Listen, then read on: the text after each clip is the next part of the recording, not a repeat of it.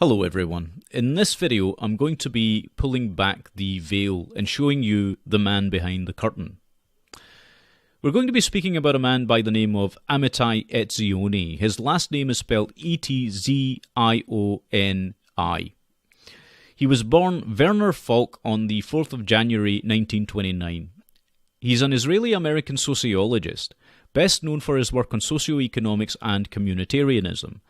This last word that I used, communitarianism, you're going to want to look into that. It's quite an important word because it encapsulates an ideology, which again is on the far left, but is rarely ever spoken about, if at all. Etzioni is currently the director of the Institute for Communitarian Policy Studies at George Washington University.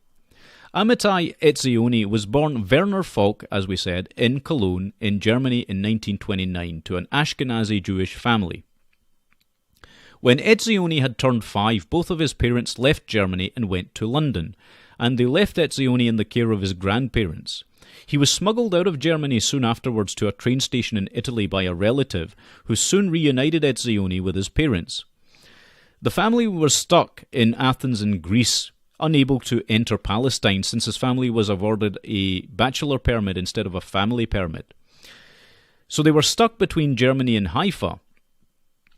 Now, Etzioni shortly afterwards found himself in Haifa, in the region that was then Mandatory Palestine, in the winter of 1937, where he had to learn another language, that being Hebrew.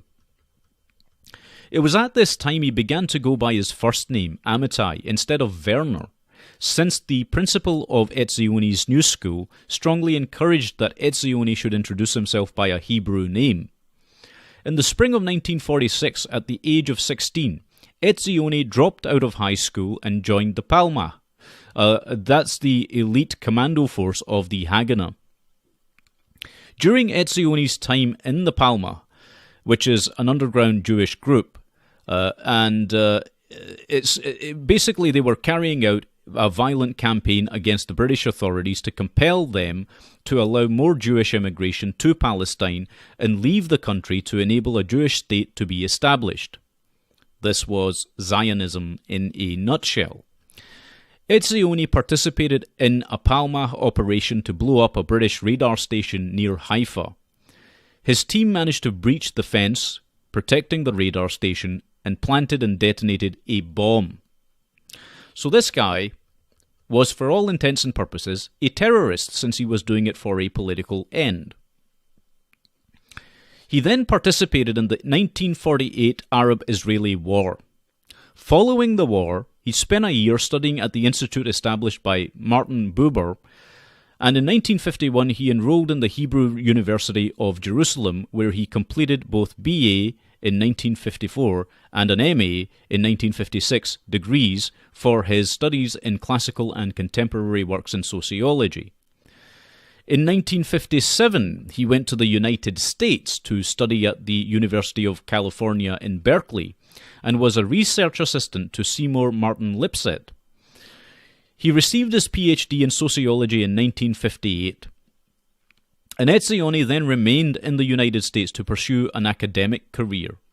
He later served as an advisor to several U.S. presidents, beginning with Jimmy Carter, and became an influential voice among policymakers. This guy championed this ideology that we were talking about called communitarianism. So what is it? What is this philosophy that Amitai Etzioni believed in and championed?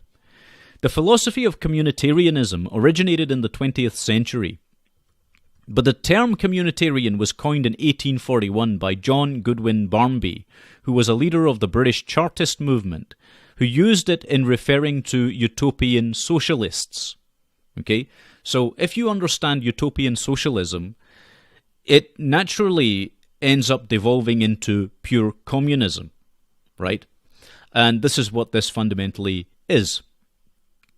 However, it was not until the 1980s that the term communitarianism gained currency through association with the work of a small group of political philosophers, and the label communitarian at that time even was controversial, even among those people who believed in communitarianism, because in the West, the term communitarianism, rightly, evokes associations with the ideologies of socialism and collectivism. So public leaders and some of the academics who champion this school of thought usually avoided this term. Communitarian, while still advocating and advancing the ideas that were behind communitarianism, which is socialism and communism, the communitarian community, let's call it, basically tried to avoid having this label applied for the longest time. Communitarianism considers classical liberalism to be ontologically and epistemologically incoherent, which is not true, but that's what they assert. And they oppose, those people who are part of the communitarian movement, oppose classical liberalism on those grounds. Ideological communitarianism is characterized as a radical ideology that is marked by leftism on economic issues. So, say for example, with the Fabian Society, they would be strong proponents of communitarianism. When the term is capitalized, it usually refers to the responsive communitarian movement of Amitai Etzioni. So he popularized it. Can't imagine why, can you?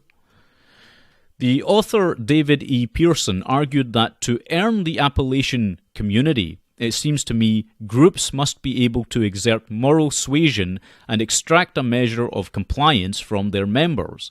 That is, communities are essentially and necessarily, indeed by definition, coercive, as well as immoral, threatening their members with the stick of sanctions if they stray, offering them the carrot of certainty and stability if they don't. So it's a carrot and stick thing, right? That's the offer that's always made by communitarians. It's basically like being a mafia member. To understand why communitarianism is a dangerous brand of leftism, you have to understand that classical liberalism was a reaction to centuries of authoritarianism. And not only authoritarianism, but authoritarianism by oppressive governments and overbearing communities and rigid dogmas. Communitarianism blows apart the importance of the individual within any given society and justifies mob rule as well as herd mentality. The communitarian philosophy also champions the idea of moral relativism, stating that there is no universal moral law, and that both ethics and morals are and should be entirely subjective. Academic communitarians argue strongly that it is a philosophical error to posit any truly universal moral values. So they're basically amoral. Important to some supporters of communitarian philosophy is the concept of positive rights. Now, this is a nonsense term that was coined during the Enlightenment. It refers to state control, basically, which is actually a moral wrong, but folks that buy into these philosophies don't understand that. I would call them ideologies, actually. However, within the worldview of communitarianism, positive rights are rights or guarantees to certain things, which may include state-subsidized education, state-subsidized housing, a safe and clean environment, universal health care, and even the right to a job with the concomitant obligation of the government or individuals to provide one. Now, this is madness, quite honestly, because you're handing over your own individual sovereignty to centralized governments and state control. Of course, by providing such rights, communitarians violate the negative rights of the citizens. The rights not to have something done for you. For example, taxation to pay for such programs as described, which dispossess individuals of property. Many learned scholars view communitarianism as a negation of natural rights and therefore natural law. Even communitarians themselves agree that negative rights may be violated by government action, but argue that it is justifiable. So they're trying to justify mob rule and mob mentality and authoritarianism in its most dangerous forms. Now, to give you a more concrete example of what communitarianism is, let me point out some of the prominent supporters of this ideology. They include the British Prime Minister, former British Prime Minister Tony Blair, President Bill Clinton, President George W. Bush, President Barack Obama, and Hillary Clinton. This literally reads like a who's who of war criminals and megalomaniacs. In the United States, within the Democratic Party, prominent communitarians include Bob Casey Jr., Joe Donnelly, and Claire McCaskill, whilst on the right, Rick Santorum is an example of communitarian republicanism. So, in closing, you can see plainly that communitarianism is just a rebranded form of socialism. It has no problem waging international expansionist wars or killing children for the sake of its own ideology. And its champion, Amitai Etzioni, a self-confessed terrorist and a reprehensible excuse for a human being, is spearheading this movement. So, it really should make you wonder. And this guy is heading policy decisions not only in the United States of America, but globally. And of course, the associations to the Fabian Society and the Club of Rome won't be lost to you, my viewers.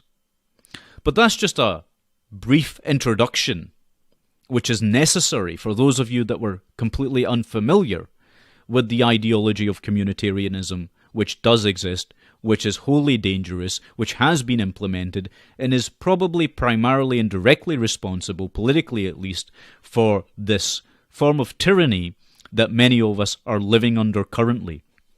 The EU, as an example, is an instantiation of communitarian policy being implemented, right? The European Union, that's one example of it. The Russian Federation is another. The expansionism of the United States is another. The Greater Israel Project is another. And the Chinese expansionist ideals are yet another form of it. So when you really look at it, this is what globalism is in a nutshell. Anyway, I want to thank you very much for watching. Take good care of yourselves, and God bless every one of you.